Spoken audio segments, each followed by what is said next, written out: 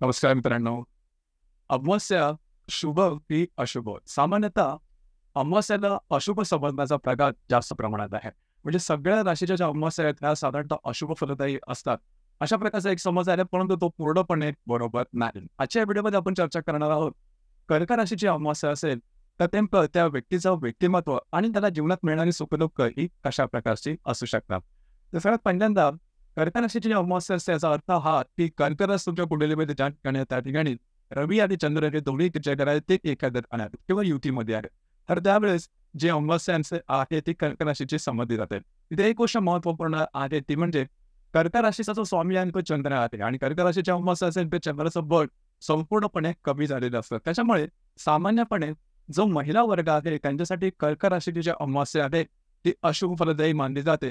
त्यांचं स्त्रीत्व कमी असणं किंवा त्यांना आरोग्याच्या संदर्भात छोटे मोठे त्रास असणं किंवा मातेचं दुःख कमी मिळणं किंवा घरातल्या व्यक्तींबरोबर नातेसंबंध तर ठीक नसणं अशा प्रकारचे अनुभव येऊ शकतात. परंतु इथे एक गोष्ट महत्त्वाची आहे, नक्षत्र. की नक्षत्र कोणत्या कोणत्या नक्षत्रामध्ये तो चंद्र आहे. पुनर्वसू आणि पुष्य नक्षत्रामध्ये खरं तर या राशीमध्ये 3 नक्षत्र येतात. पुनर्वसू, पुष्य आणि आश्लेषा. तर पुनर्वसू आणि पुष्य नक्षत्रामध्ये चंद्र असेल तर ती जी अमावास्या आहे ती चांगली मानली जाईल. त्याचा काही फार मोठे परिणाम किंवा नकारात्मक परिणाम व्यक्तीच्या आयुष्यावर मिळणार नाही. मात्र आश्लेषा नक्षत्रामधलं जर का अमावास्या असेल तर मात्र त्रासदायक गोष्टी असू शकतात. घरातल्यांचं सुख कमी मिळणं, कुटुंबाचं सुख कमी मिळणं, मातेचं सुख कमी मिळणं, डोळ्याच्या संदर्भाचे त्रास असणं किंवा आई वडिलांच्या सौख्यामध्ये कमतरता येणं अशा प्रकारचे काही अनुभव असू शकतात. तर हा जो भाग आहे हा थोडासा निगेटिव्ह आहे. परंतु मोठ्या प्रमाणात सांगायचं झालं तर कर्क राशीची अमावास्या तर साधारणतः ही माणसं दिसावयास अतिशय सुंदर असतात.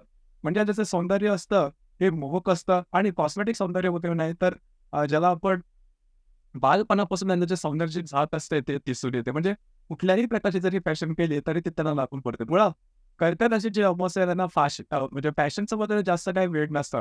ट्रेंडिंग फॅशन कुठलीही जरी केली तरी ती त्यांना लागू होते किंवा त्याच्यामध्ये ते मोहक दिसतात, फोटोजेनिक चेहरा असतो. या सर्वांनी ह्या ज्या व्यक्ती असतात म्हणजे कर्क राशीच्या ज्या व्यक्ती असतात त्या बऱ्याच प्रमाणात मॅच्युअर्ड असतात. म्हणजे बऱ्याच प्रमाणात त्यांना म्हणजे त्यांच्यामध्ये मॅच्युरिटी आलेली असते. ही गोष्ट खूप महत्त्वाची आहे. फॅमिली बरोबर अटॅचमेंट त्यांची भरपूर चांगली असते.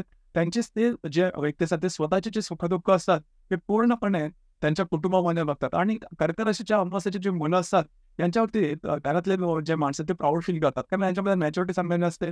घरातल्या ज्या व्यक्ती असतात त्यांच्या बोलण्याच्या बाहेर या व्यक्ती कधीही जात नाहीत. ही गोष्ट खूप महत्त्वाची आहे. त्याच्यामुळे कर्क राशीची अमावास्या असलेली व्यक्ती रिलेशनशिपमध्ये येणं थोडंसं कठीण असतं.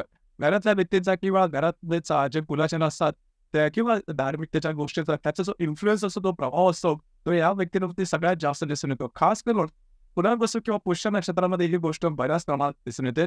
आणि म्हणजे आहे ते सुव्यवस्थित नीटनेटकं टापटीप अशा प्रकारे दिसून येते. सगळ्यात महत्त्वाची दुसरी गोष्ट म्हणजे या ज्या अमावास्येच्या ज्या व्यक्ती असतात त्याच्यामध्ये हार्ड वर्किंग नेचर हा जबरदस्त असतो. म्हणजे मेहनत करण्याची जी ताकद किंवा तयारी असते ती खूप चांगल्या प्रकारची असते. दुसरी महत्त्वाची गोष्ट म्हणजे खर्च करण्याच्या बाबतीमध्ये या ज्या व्यक्ती असतात त्या थोड्याशा कंजूस असतात. म्हणजे खर्च करत नाही, पैसे कुठे कधी कसे खर्च करायचे याचं ज्ञान त्याला खूप चांगलं असतं. आणि तिसरी महत्त्वाची गोष्ट म्हणजे पाणी किंवा फोन यांचं जे बोलण्याचं ते खूप चांगलं असतं आणि कित्येक वेळा एखाद्या विषयावरती कित्येक तास बोलत बसतील आणि त्या थोडीशी विशेष गोष्ट असते, परंतु बोलण्यामध्ये त्या दमत नाहीत या ज्या व्यक्ती असतात. लक्षात घ्या ही जी रास आहे ही पूर्णपणे फेमिनाईन आहे, म्हणजे स्त्री तत्वाची रास आहे. त्याच्यामुळे पुरुषांची जरी कर्क रास असेल किंवा कर्काची अमावास्या असेल तरी सुद्धा हे सगळे पण तुम्ही त्यांच्यामध्ये बघू शकता. पुरुषांच्या पत्रिकेमध्ये सुद्धा कर्क राशीची अमावास्या असेल तर हे पुरुष सामान्यतः पुरुषांना घरातली कामं करायला आवडत नाही. परंतु कर्क राशीची अमावास्या असेल किंवा कर्क रास जरी असेल पत्रिकेमध्ये तरी माणसं ती घरामध्ये रमतात, फॅमिलीमध्ये रमतात, घरातली कामं करायला त्यांना तसं काय वावगं वाटत नाही.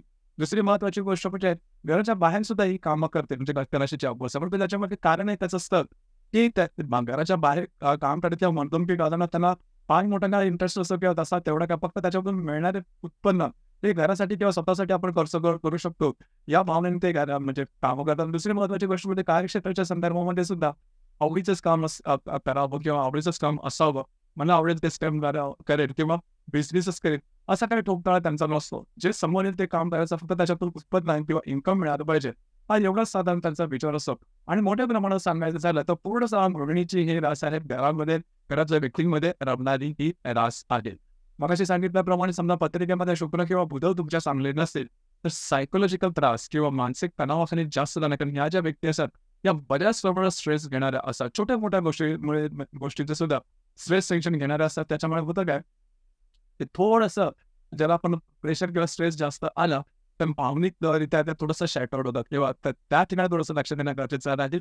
इथे आणखीन एक गोष्ट थोडीशी महत्त्वाची राहील ती म्हणजे जर का अमावास्या मगाशी सांगितल्याप्रमाणे 3 नक्षत्र आहेत या राशीमध्ये.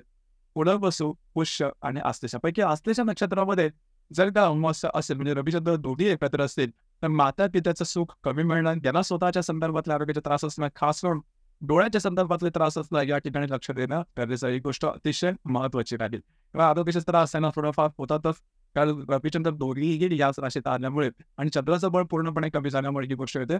आणि स्त्रियांच्या संदर्भात जसं सुरुवातीला सांगितलं की स्त्रियांच्या संदर्भात कन्सिव्ह करताना थोडे त्रास येऊ शकतात. बाळंतपणामध्ये जे त्रास असतात ते होण्याची शक्यता थोडी जास्त असू शकते.